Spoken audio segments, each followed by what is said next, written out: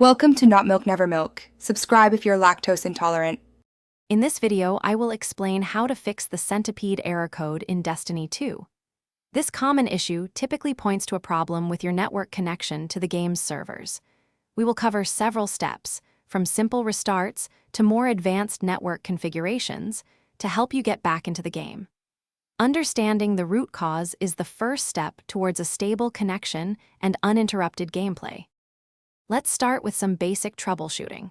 First, completely power cycle your router and modem.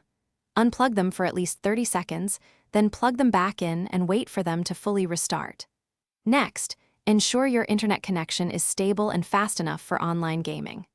Finally, if you are using Wi-Fi, try connecting your console or PC directly to your router with an Ethernet cable for a more stable connection.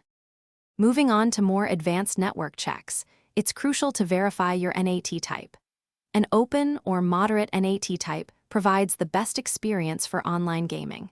If your NAT is strict, consider configuring port forwarding for the game's specific ports on your router.